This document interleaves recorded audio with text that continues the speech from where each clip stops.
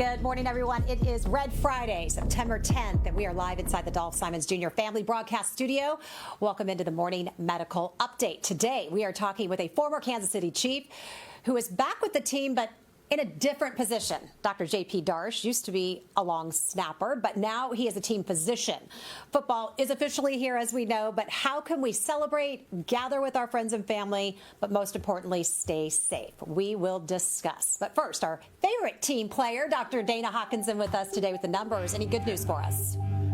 It's Red Friday. That's good news. All right. You know, I think overall we have seen a slight decrease in our number of hospitalizations. I think that coincides with the latest numbers that we have of cases in Kansas City. Again, we know hospitalizations lag behind cases. And we also have seen that in the nation in general, there are less cases in a downtrend. So all of that is good news. Today we have 46 active infections with 18 in the ICU and 9 on the ventilator and 46 in that recovery period. Hays has a total of 13 with 6 active infections and 7 in that recovery period. And just one thing also to note, of those 46 active infections, 7 are fully vaccinated, so 15%.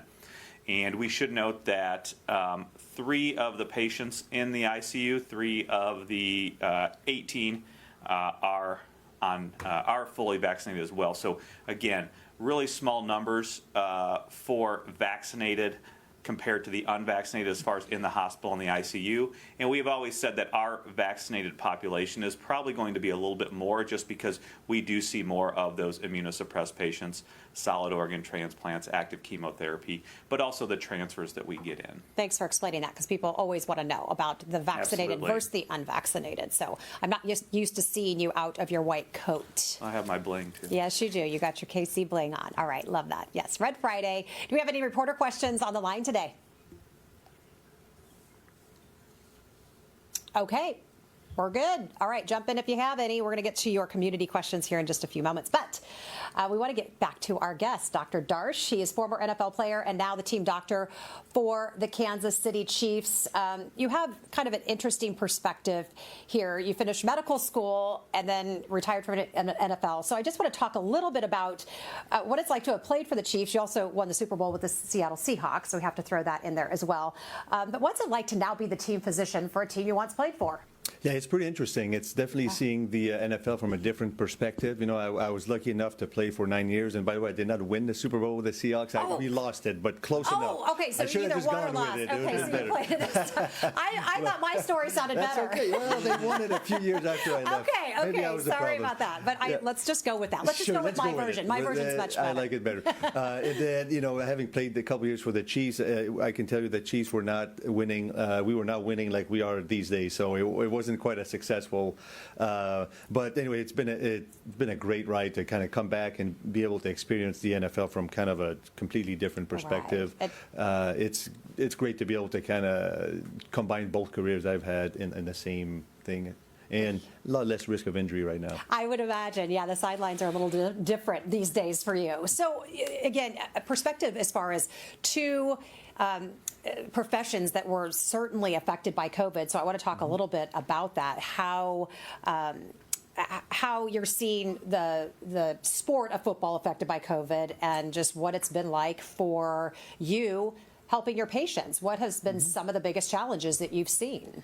I think, you know, if you look at the sport of football or just professional sports in general, this past year, pretty much most sports, they have a very, very high rate of vaccination. There's been very little problems there. There's been players, it shows that vaccines work, because there's been cases where players test positive. You read media reports, but this past year I haven't seen any report of big outbreaks on a team, right? Because most players are vaccinated.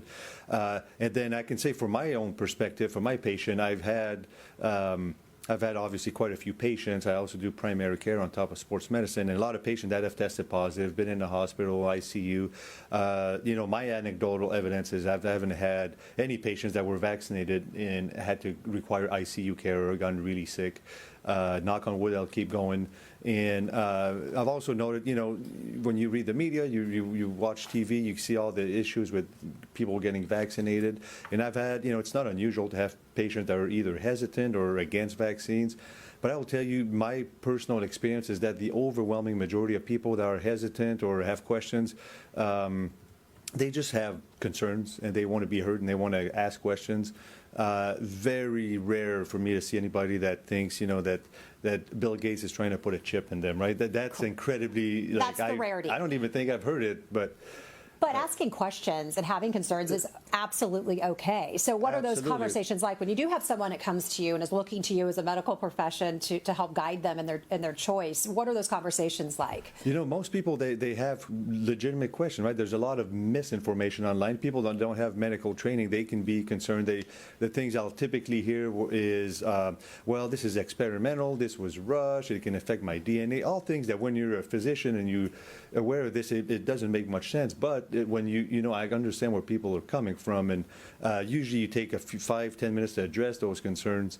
I think I've been pretty darn successful in having people say, to use a baseball analogy, I'm not batting 1,000, but I'm batting high enough to make the All-Star team, I think. So we've like done that. well on that. And people are, it's okay to be concerned, but again, I've never heard of anybody changing their mind on vaccines after being talked down to or after being shamed into getting a vaccine. That doesn't work. Correct. So it must make you feel good that as a physician when you can help get people legitimately off the fence and get that shot in their arm. Absolutely. It's very rewarding. I think majority of people are very open to listening and having their concerns heard. And many of your patients are children, right? Or kids under 18. Let's talk about that. We've got school back. Certain kids are able to get vaccinated. Many kids are not. What concerns you most as kids are back in school right now? Well, obviously, it's like any other infection, right? You get a bunch of kids together. There is always a risk of transmitting infections. For the high school age children, they have access to vaccination. I know I have my own kids are all high school and college age, so they've all been vaccinated. But younger kids, that's a concern. The vaccines are not, elementary age school students. It's not approved yet. So there is a concern, obviously. I think wearing a mask is a very reasonable thing to do for them to prevent the spread, because it's very important to me that I think kids need to be in school and do their activities. I think sometimes it's underestimated by adults how important it is. I've had two of my kids that went through their senior year of high school with all these restrictions, so it's not normal for kids to do that, and it's not healthy for them to miss out on all these things. So trying to do it the safe way, I think, is very important. Well, you're a former football player, you're a physician, team physician, and you're a parent. So you have this all running through your head. But how was that conversation when you had all four of your kids vaccinated? They must hear it from you and obviously trust the science. But what was that like to take them in and get them vaccinated for COVID? Well, for me, it was easy because I'm like, hey, you're getting vaccinated. So that was pretty easy. Dad said so. But there's a lot of people that are concerned about it. They think it's been rushed, it's all this stuff. So having the conversation, educating them on what the risks are if you get COVID versus the vaccine. And it's pretty much a no-brainer that the vaccine's a good idea, and it's been proven safe and it's been proving extremely effective. So I know I'm glad as soon as we had the opportunity, I got my kids vaccinated, and it wasn't much of a hesitation. But I did look into it. I just didn't blindly, willy-nilly just vaccinate them. So, and people do the same thing, and I think that's okay. Good. All right, let's talk a little bit of Kansas City Chiefs football. Those guys over there. How has first of all training camp been the last couple of years? What is it? Was it any different this year than it was last year? We thought maybe it would be, but was it not? Well, training camp is, again, the past couple of years, there's been restrictions. There's been things put in place to keep players safe. And this year, things have changed a little bit because almost the overwhelming majority of players' staff are all vaccinated. So that kind of makes it a little safer. There was not as many restrictions, but they're still really, doing everything to keep players safe. And there's still testing going on. There's still, even though people were vaccinated, and you're not just allowing anybody to come in. You have to prove you're vaccinated, and there's still a lot of controls there. And thankfully, if you watch around the league, there really hasn't been that many cases at all. That's what I was going to ask you. Is do you feel the league organization in general has been doing a good job of setting the standard and being a leader and doing things right? What are your thoughts? I think so. I think all professional sports really have been successful, because looking at, I remember baseball, not this past season, the one before, they had a few outbreaks. that was before vaccines. But if you look at NFL, NHL, MLS, if you look at how they handle things, even pre-vaccine, and now even better, but it's a perfect example. If you have mitigation measures in place and it's kind of a closed bubble environment type thing, it works, and it controlled. Again, it's hard to apply all these things in a bigger scale for the general population because not everybody has the means and the resources to do what the professional teams did, but it's been successful as far as not having big outbreaks. Good. Okay, so we know that COVID's brought us together in many ways. We know it's torn us apart in many ways, but sports is kind of that one thing that brings us together. So I think we get excited this time of year, as you know, Dr. Darche. So as people look to celebrate and cheer on the Chiefs this year and all of their sporting teams, just what message do you want to send home about them staying safe and doing it right? Well, I think now the Chiefs season, I hope everybody can enjoy the season. It should be a good season. And especially people that have been vaccinated, you can go ahead and enjoy, have watch parties and go to the game. There's no issue there. The people that haven't had a chance to get vaccinated, please get vaccinated. And I would say you get in big groups, you do run a risk of having infection spread, and people do get sick from COVID. And it's, as we all know, it's a very deadly problem, so there's an easy fix: get the vaccine. Are you more concerned this year with the Delta variant than you were last year, just about people gathering? It almost feels like we have to it's broken record, as Dr. Hawkinson says. We have to just keep pushing down the same message that we did this time last year. Yeah, I mean, the bright side this year is, the majority of the more at-risk population, the older population, have been vaccinated, so that's helpful. Although, we have a variant that's more transmissible, so I don't know how much this evens out, but it's still a concern. And again, my big thing is you have the solution.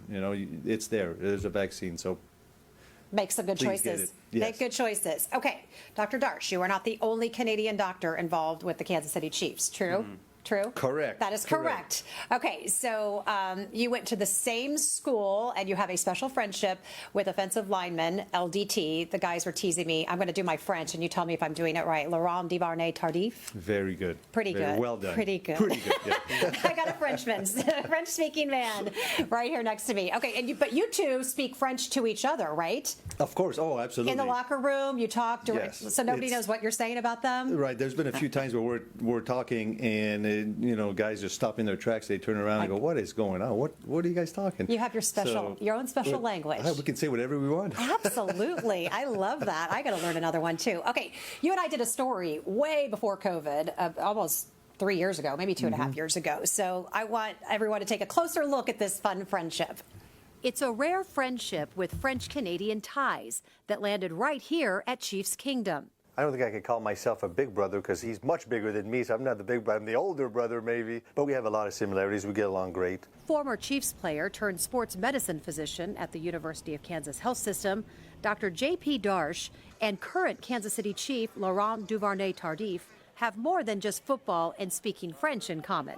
Mais certainement qu'on parle français. On parle pas aucun autre langage. I just said, yeah, of course we speak French. We wouldn't speak any other language together. Both turned their love of football into a career in medicine. Laurent is actually the first active player who actually has an MD degree behind his name. Both doctors attended McGill University in Montreal, Quebec, and both ended up playing for the Chiefs. He's a really humble, good, smart kid, and by pure chance, he ended up getting drafted by the Chiefs. Somebody who kind of went through the same process that I've been through, he immediately became kind of a mentor for me. It's great to have somebody you can ask questions to that's been down the same road, that's made kind of the same sacrifices that you had to do in order to combine your true passion at the highest level. Dr. Darche, who played in the 2006 Super Bowl for the Seattle Seahawks, loves Kansas City and being able to care for the team he once played for. I'm so happy I get to do this. The transition after my career is, going through the training and now establishing myself in the medical world and being able to be a part of this and help out the Chiefs, keep the players healthy and keep the families of staff healthy. It's been very rewarding. He's my kid's hero, I can tell you that much. My teenage kids all have Duvernay-Tardif jersey, not the Mahomes jersey. They have 76, so it's it's fun to watch. Does he hang out with your family a little bit? He comes. You know what? He comes once in a while, and he plays ping pong with the kids, and he's pretty good for a big guy. The racket looks pretty tiny in him. I bet. Little paddle. I bet. And you call yourself Not the bigger brother, the older brother. Oh, of course. Yeah, oh, no doubt. Older and wiser?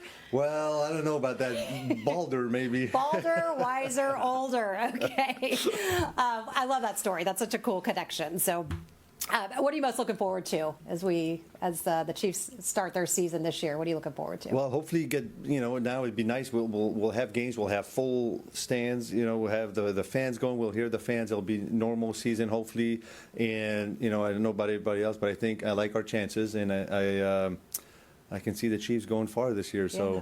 We always like our chances. Yep, there we are. We go back to that picture. Is that you? I'm there somewhere on the right. Somewhere on the left there with Dr. Schreppel. That's right. You're on the left there with Dr. Schreppel, yeah. So that was just this past, was this Tampa? That was, no, that was the year that was before. when we actually won it, in Miami. Couple years ago. Oh yeah. Okay. So what was that like going to the Super Bowl? That was fun. Yeah, you think? Yes, it was. I got to experience it as a player. Unfortunately, we came out on the bad end of that one in 2005 when I was with Seattle. But going back was fun. It was. I really enjoyed. And we had a chance to bring our families. My wife and kids came, and we enjoyed the week. It's a lot less stressful when you're not playing, and there's a lot less demands, and it's. Right.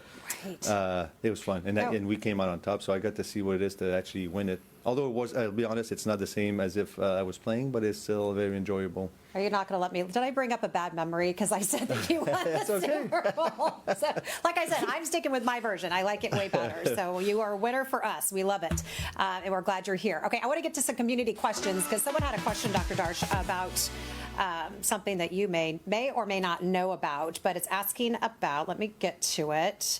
If you think that Arrowhead is going to require.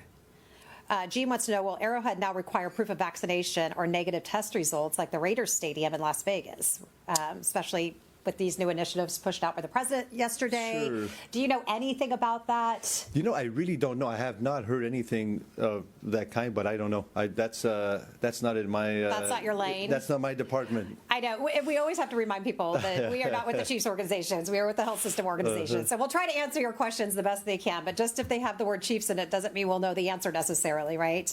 Okay. So let's see. Okay, I have a question, Dr. Hawkinson from Amy. What protection do we have with normal antibodies from having COVID and one shot of the Pfizer vaccine? So maybe antibodies from already having COVID?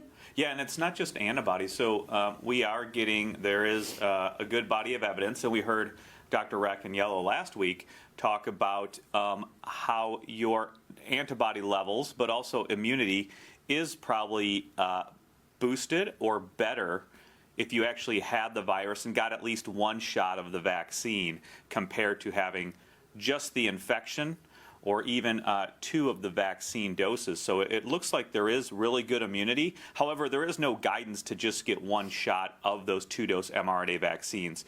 But that is why it is recommended that if you even if you have had the infection, you go ahead and get vaccinated. Get at least one shot. Again, I would still recommend that you get that full 2-dose series because there is no official guidance saying that you just need one.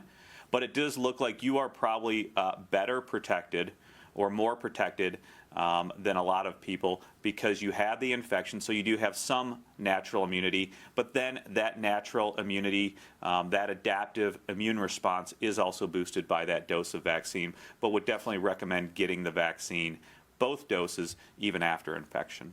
Dr. Darche, Sean wants to know, what is the process for student athletes to return to sports after having COVID? What are your concerns with athletes that have had COVID returning to sports and also just reporting if they're having symptoms too, right? Sure. Yeah, and that's a good question. There's actually been recent guidance from that was put out by the AMSSM, the American Medical Society for Sports Medicine, with help from the AHA, American Heart Association, and they came out with, it depends on your symptoms. So somebody that has an infection, obviously you have to go through the period of 10 days where you stay home, you stay isolated. But if you have no symptoms, you can return to activities without, completely asymptomatic, doing well, you progress back to activities. Versus the more severe cases, if anybody has issues where they have to be admitted to the hospital or they require supplemental oxygen, in that case, then you definitely have to see your physician. You have to, and you probably will require some extra testing to make sure you don't have myocarditis, which is a infection of the heart, and make sure your lung function's okay. What are you hearing from students, high school age students? I mean, are they feeling confident being able to express that they're having symptoms and protecting themselves and the team from COVID? Or do you think there's that pressure to, not bring it up? Or are we past that? Because I think that was a concern, that maybe students feel this pressure. I got to play, I got to be out there, I got to be there for my team. But the best way to be there for the team is to make sure you're staying safe. Sure, yeah, absolutely. In my perspective on it, I think students are pretty open, especially last year. They were really open to saying, hey, I have symptoms, and they're going to report it. From my, in the area where I live and where, I'm the team physician and my children are at, I would think the majority either have had COVID or have been vaccinated. So there's really not been much talk about that this past year. So it's been, knock on wood, it's been pretty uneventful. Which I hope it stays that way. Yeah, now that the vaccine's available. Exactly. So those kids are taking advantage of that. So that is good. Okay, Dr. Hawkinson, I've got one for you. Sorry, I'm not doing a very good job. So is there a new variant? So somebody was asking Dr. Hawkinson about a new variant that's showing up in Florida. Are you hearing anything about that? Yeah. There are a few hundred cases maybe of this? I think what we have heard about recently is the Mu variant, and MU, again, it's the Greek alphabet. But again, there is concern, but we are going to continue to find variants, mostly because we have the technology to easily sequence any new isolates and look at that over time, over multiple isolates, over multiple geographic regions in the United States and the world. So it's going to be easy to find new variants and differences. There is concern. I saw a headline about evading vaccine immunity. I don't know that we have a lot of evidence of that. Certainly, we know that any variants can evade immunity in the sense that specific antibodies may be different. But overall, what we have seen and what we know and what we have heard is that those conserved areas on the spike, those areas on the spike protein that do not change, we have very good continued immunity to. And that does include antibodies, but that also does include the T cells as well. And what we have found is that all of the major variants so far, alpha, beta, delta, we all still get very good protection from the vaccines to all of those variants. And so I think Mu is a concern for a lot of people. Again, there is no imminent threat or danger. I would continue to get vaccinated because we know the vaccines continue to protect us against all those variants at this point in time. If things change and we get new data, we'll certainly report that to you, though. Jacqueline has a question. Can you talk about, quote, sick culture? My kindergartner missed her first day of school because she had a runny nose and sore throat. Her COVID and strep test came back negative, so she's cleared to go back to school, even though she is visibly symptomatic. She asked for an RSV test. The nurse did not recommend that. Why are we still making it socially normal and medically acceptable to go to school sick? Yeah. I'll certainly take a shot at it and kind of throw it over to our guest, who also deals with, like he said, a lot of pediatric patients. I think that's a good question. We know that if you're sick, you really should be home. However, historically, what we have said for those things like respiratory viruses, and we know that respiratory viruses, we're going to exclude SARS-CoV-2 right now. But historically, we said if you are 24 hours fever-free, you can return to school and work and things of that nature. But again, those types of illnesses are quite different than SARS-CoV-2. So that's why it's been allowed. We also, a lot of people don't want to miss work. They don't want their kids to miss school. It has been acceptable. It has been in protocols for a lot of different schools and a lot of different employers to be able to do that.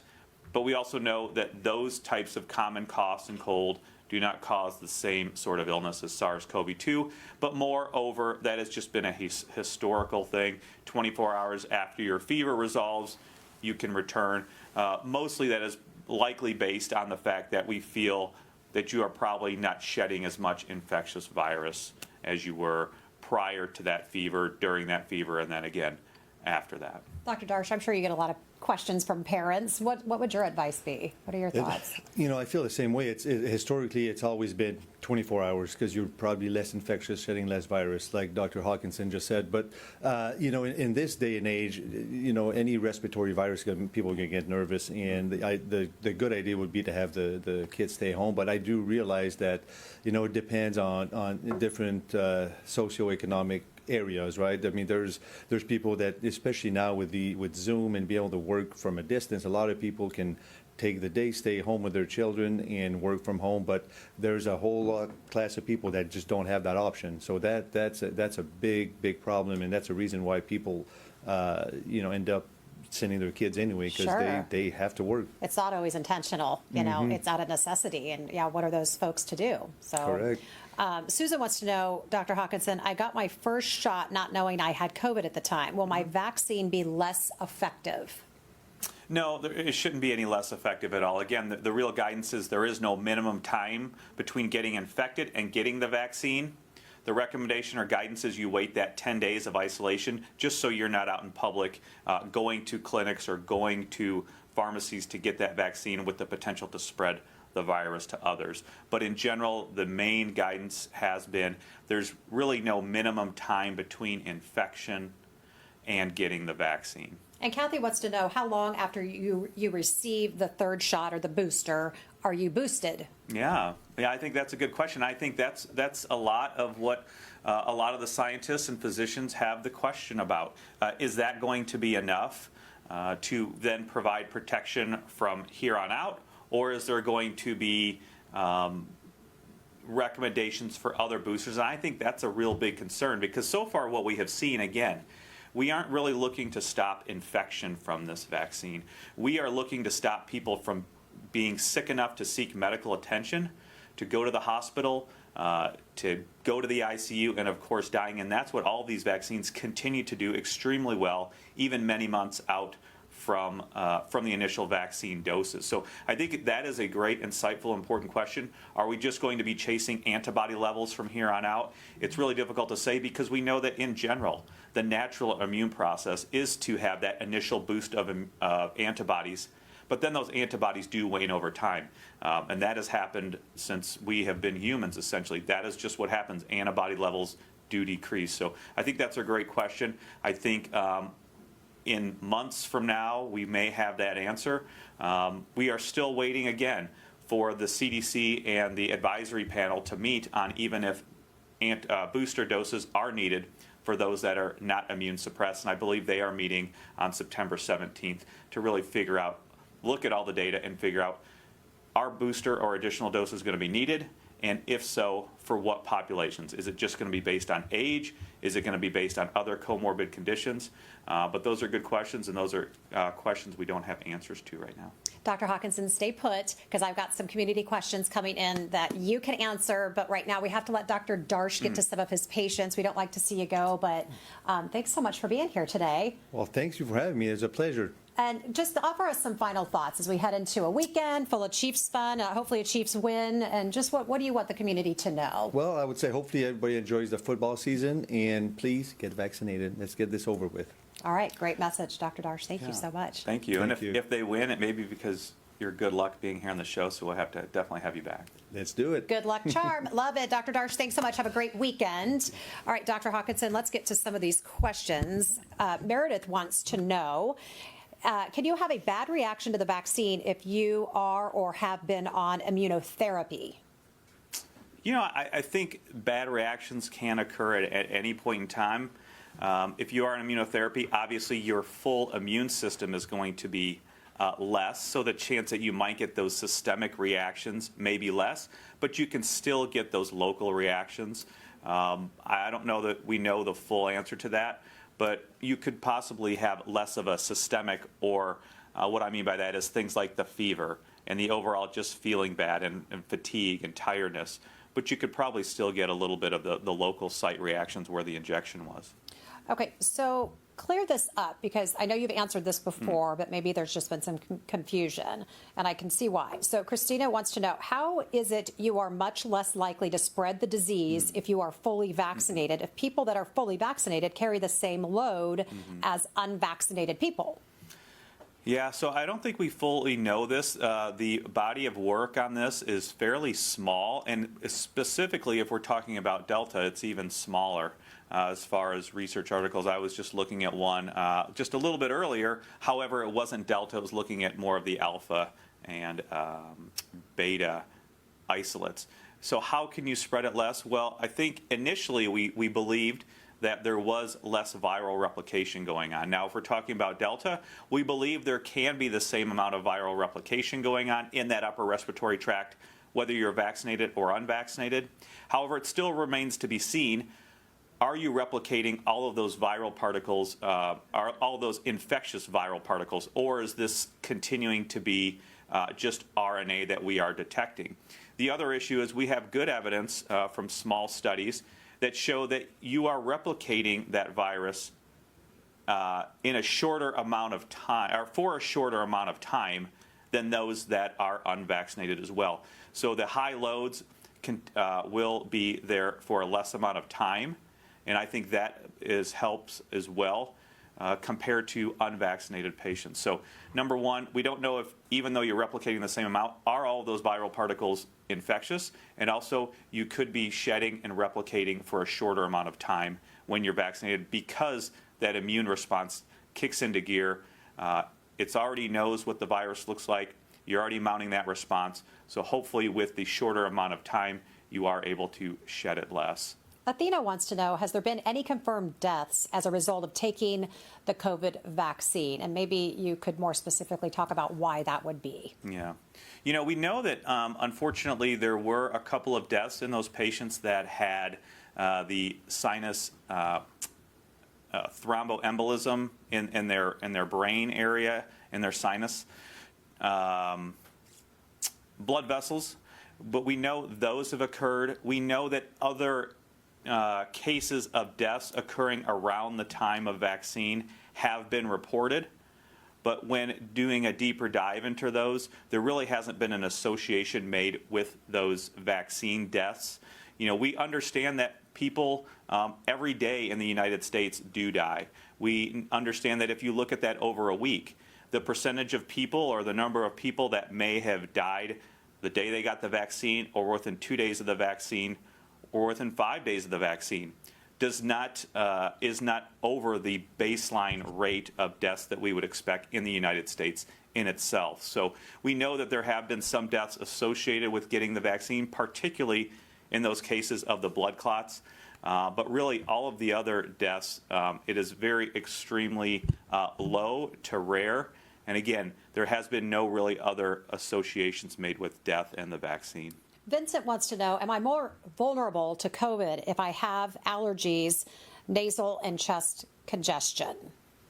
No, I don't think you're any more vulnerable than anybody else. I think you kind of carry the same amount of risk for getting infected, but also the same amount of risk for developing any symptoms at all, and of course progression to the more severe illness.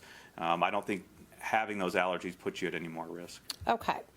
Question from Marilyn. Is it safe to have two ladies come clean my house if they're vaccinated? My husband has heart disease and I have asthma.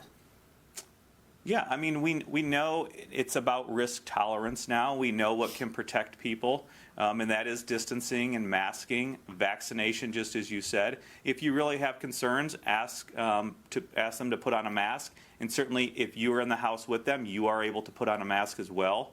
If you can be in separate rooms and not directly near them, that will help as well. All of these things reduce the risk of the chance of infection. And so I think doing that and optimizing those non-pharmaceutical interventions that I just talked about, I think you can do it safely. And Melanie says, just to reiterate, watch parties should be with other fully vaccinated individuals. And if you are in a small indoor area, masks should be worn. Is that correct? Yeah, again, I think this goes back to the last question that we answered. It's all about risk tolerance and reducing the risk. We know what reduces the risk. So certainly indoor venues are much more risky than outdoor venues. Knowing and understanding if everybody is fully vaccinated is important, and or if they are having symptoms of illness is important. Wearing masks in those situations, distancing as much as possible. So I think if that helps answer your question, it's all about risk reduction. And we know the ways that we can do risk reduction. And so it's all about, how much can you tolerate? And when you go into those situations, taking account of all of that, like you just asked, and just understanding all of that. Couple more questions, okay? Yeah. So Deb wants to know, can you address the problem of people taking VAERS, is that right? VAERS, VAERS, is that correct? I want to make sure I'm pronouncing that right. As a substantiated and verified source. Yeah, so it is, substantiated as far as it is an active way that the FDA and CDC are looking at adverse events with the vaccine. It is not a substantiated way, though, to draw conclusions about causality and the reason something happened. A lot of those adverse events that are reported to that, a lot of them are investigated, especially those more significant ones. But what it is just a general place, a repository where people can put adverse events that occurred maybe around the time of the vaccine so that we don't miss any significant problems. But just putting them in there does not mean that there is a causal relationship between the vaccine and what happened. But we really want to make sure, and I think we have seen this, we want to make sure that the vaccine continues to be safe. And so if we can catch all of those issues, if they can be investigated, look for data signals that may point to one thing or another, then we can do that. And that's really what this is for. It doesn't mean that just because it's reported, it actually occurred from the vaccine or it's related to the vaccine, but it will help us look for those data signals to identify any potential problems. Al and Joe would like to know, how long between the flu shot and the COVID vaccine? Can they be taken within days of each other? This is a great question. I was on a call with the CDC yesterday exactly about this. You can actually get the flu vaccine and the COVID-19 vaccine in the same visit. So we will be putting out messaging to our health system here in the next coming days. But they have okayed that you can get the flu vaccine and the COVID-19 vaccine in the same visit. When do we start getting the flu shots? Should we start now? Yeah, right now there is very low activity. What we would really like is for everybody to be vaccinated for influenza by the end of October. We certainly do not know what the influenza season is going to be like this year. Obviously, last year it was extremely low activity to no activity almost. But now, again, we have gatherings again. We have unmasking again. So I don't think we know exactly how it's going to be. We know that in Australia, they have extremely low influenza activity right now. But they also have, different culture. They have different restrictions and things of that nature compared to what we have here in the United States and any specific geographic region in the United States. So, the official CDC guidance is do not ever miss a time to get vaccinated.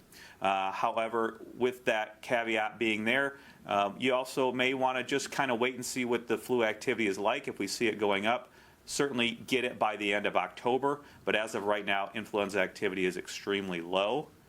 But if it is available at this point in time, now that we are into almost middle of September, if it is available, you can go ahead and get your vaccine. But can you miss the window? So if it's past October, forget it, or just go ahead and get it? No, continue to get it all through the season if you have not gotten it. Even through January and February, if you haven't gotten influenza vaccine by that time, we are still able to give it. All right, just get vaccinated. Yeah. Okay. Last question is, I've heard the argument that we don't mandate the flu vaccine, so why should we mandate the COVID vaccine? What would you say to this, Dr. Hawkinson? I mean, what situation are you talking about? Because a lot of employers, we know that the health system does mandate influenza vaccine. We know that a lot of healthcare facilities mandate flu vaccine. But look at schools. Children cannot go to public school unless they have a certain amount of vaccines or certain vaccines. So we do mandate vaccines in certain situations. We know that the morbidity and mortality that COVID can cause. We know that the extreme safety and extreme effectiveness of these COVID vaccines, not just for that individual that may get the vaccine, but maybe, as we had talked about in one of the questions, we still do believe there is less of a chance that you are going to be spreading the virus as much if you're vaccinated compared to unvaccinated. So if there's that chance that you can not spread it to other people who may be more at risk or more vulnerable of disease and going to the hospital and going to the ICU, that is a good thing as well. So we do have vaccine mandates for some things in certain employer settings or other settings. We also have to understand every infection is different. And what is the impact of this infection? And we have seen it, not just in our local region, but we have seen it globally. And so if we can do things to help protect not only ourselves individually, but our community and maybe other loved ones or friends, that is what we need to be doing. It just isn't about the individual. It's also about our whole community, our whole country, because the more people that are vaccinated, the healthier we are, the more production we are going to have, the more work days we are going to have, the less missed days because we have to be home because of illness or because we are going to seek medical care at the hospital. So overall, the vaccination from a medical standpoint is extremely safe and is extremely effective at keeping people well. All right, Kelly gets the last comment. Love the shirt, Hawk. Yeah, thanks. Do you feel free out of your white coat?